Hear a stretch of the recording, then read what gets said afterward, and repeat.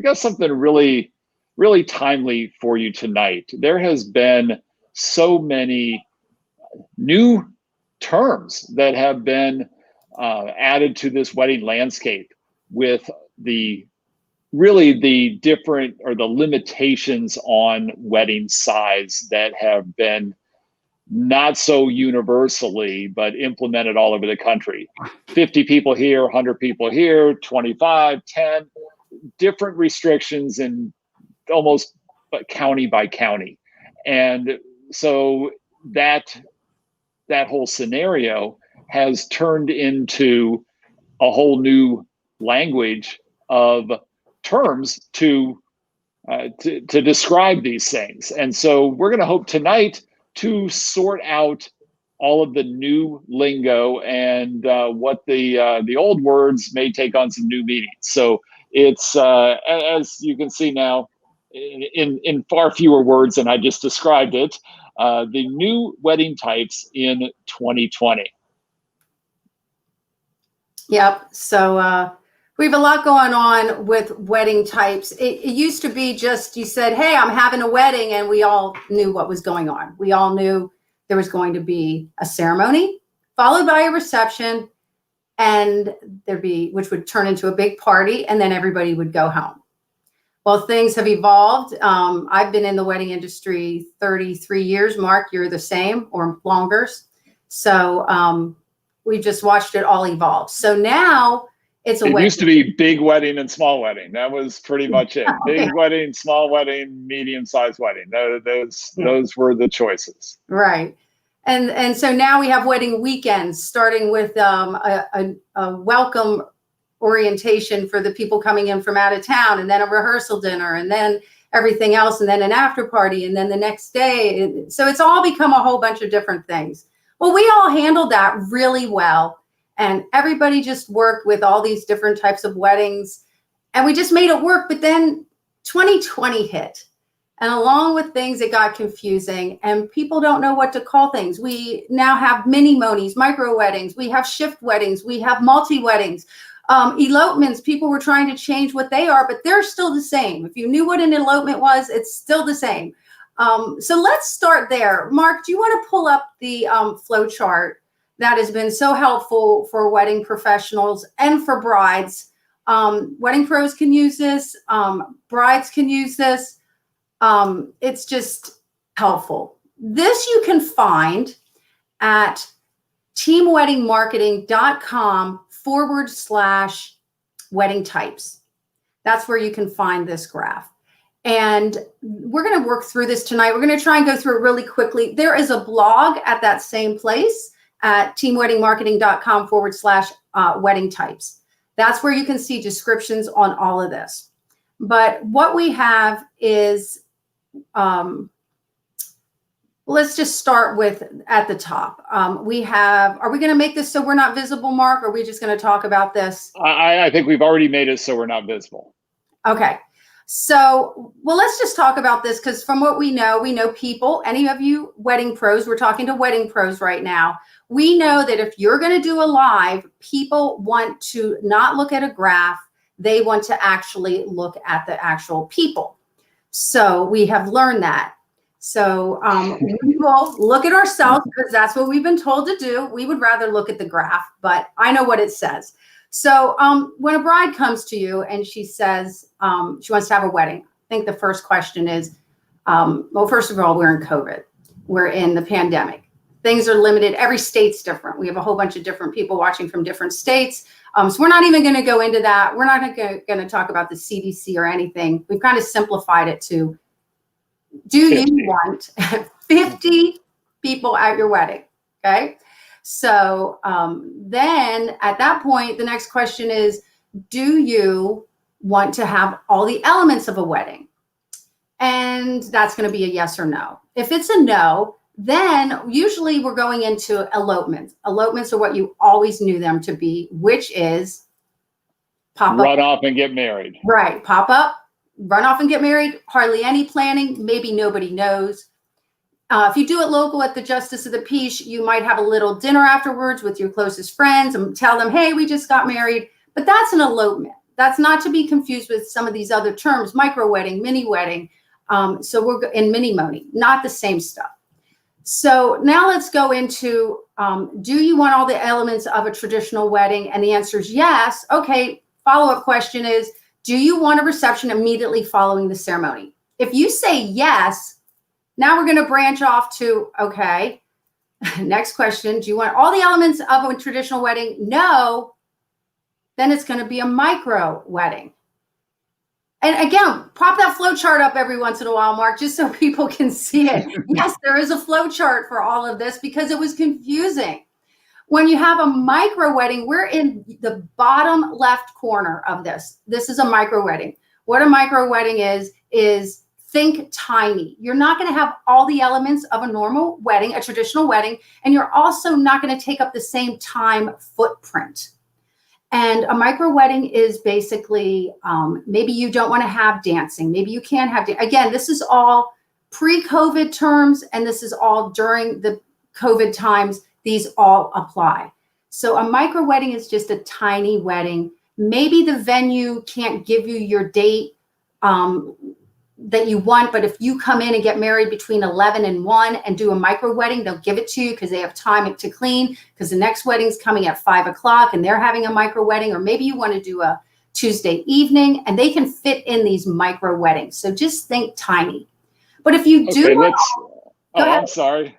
So let's clarify this. You're going to have less than 50 guests. Yes. And you want the elements of a traditional wedding, and you want a ceremony, or you want a reception right after the ceremony, and you want all of the elements.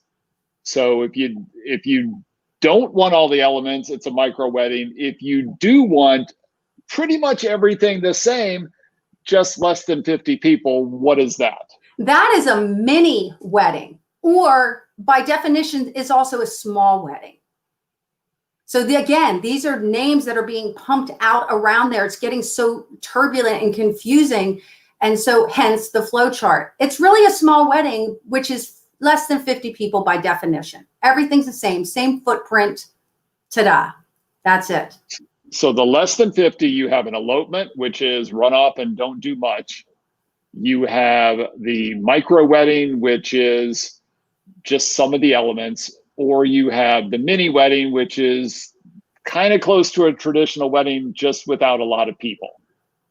Okay, so what if we're having more than 50 people?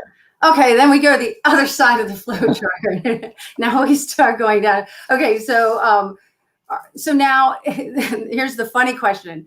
This question we never had before. This is the funny one. Are you allowed to have more than 50 people at your wedding?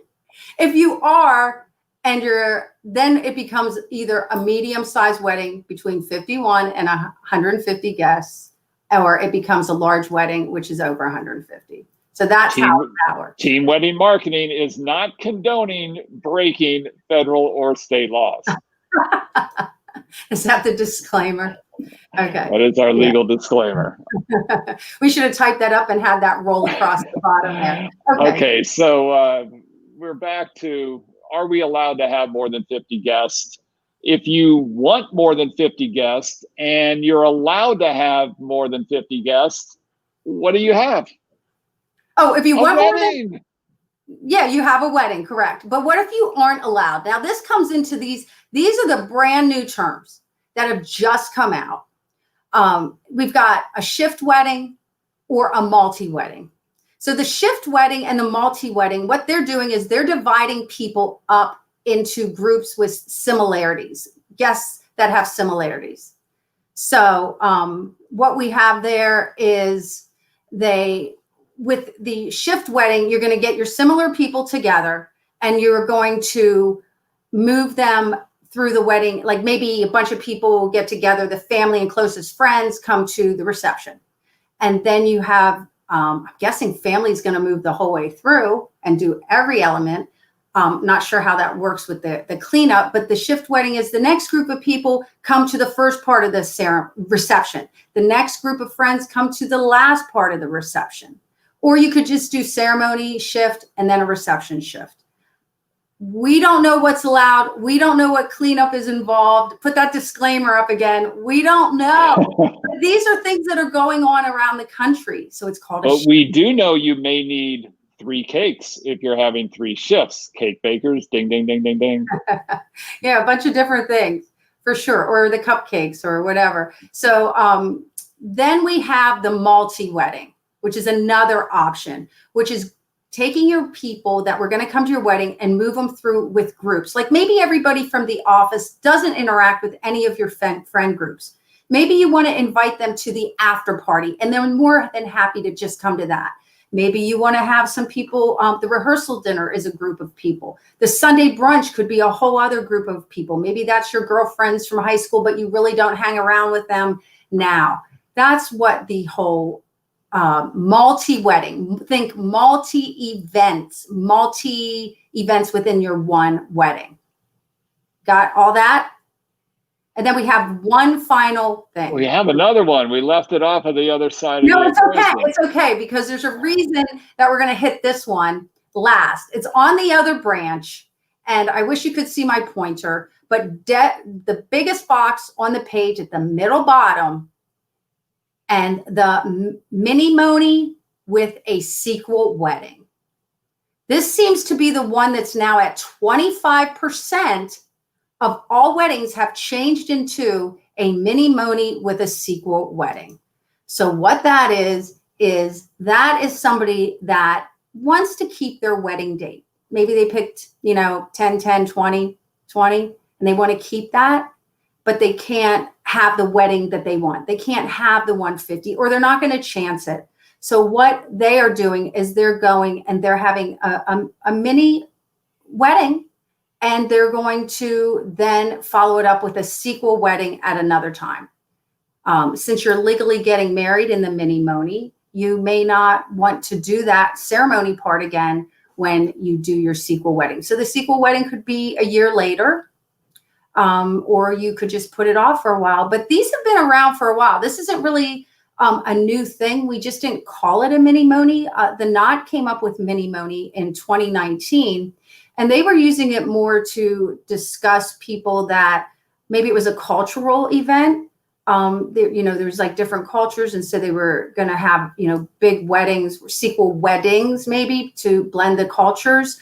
Or it's also maybe you have a family member that's not going to quite make it to your actual wedding date. So you choose to go have a little mini ceremony for them so they can participate in that. And then you have your sequel wedding on the regular date. So that's been going on for a while.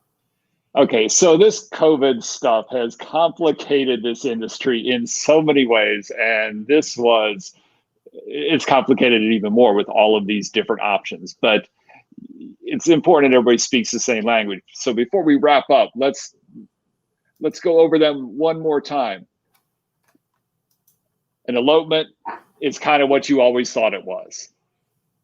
Micro wedding, what is it? A micro wedding is just think tiny wedding, just microscope, tiny. And it's not going to have all the elements, and it's not going to have the footprint of time. Mini wedding, just smaller group. It's a small wedding. Got a new name. Shift wedding, you bring people in 2 shifts, 3 shifts so that you can stay within the crowd size guidelines and still accommodate everybody. Multi-wedding is where you, instead of the rehearsal dinner on Friday and the wedding on Saturday and the reception on Saturday night and the brunch on Sunday, you just do all those elements, but you divide your people between them, correct? Correct. And the Minimonies with a sequel wedding is that you do the little wedding, you get married, the important part, and then you do the big reception sometime when this craziness has diminished and we can do them again. Do we get them all? No, actually, no. One of our viewers said we forgot this one, the Elvis wedding. That would be the elopement. All right. Thank you, Steve. That's the elopement in Las Vegas. Yeah. I do see we have a Las Vegas viewer here. She could probably pipe in for a few different ones that they might have that are unique just to the whole Las Vegas thing. But there is another one that it's a traveling, it's not really a type of a wedding. It's more of it's a traveling reception.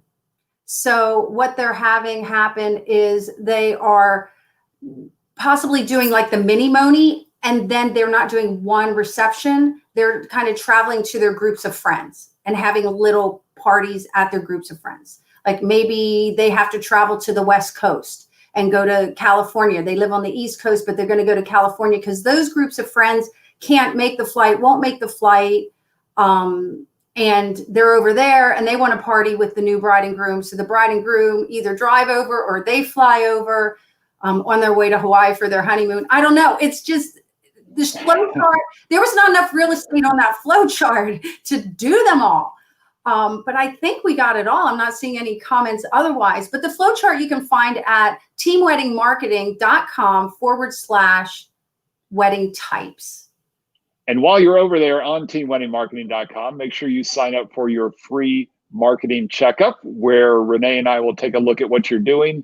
And in a judgment-free zone, we'll give you some tips and advice on how to make your marketing better. And so with that, we're going to wrap things up. Thank you all for joining us. We hope that we did not confuse everybody even more. But if you do have a question for us, you can email mark@teamwedding.com or renee@teamwedding.com. And we will answer your questions on our future lives. But check out that blog, check out that flow chart, and we hope we, in our own way, cleared this up. Thank you, everybody. We'll see you next time.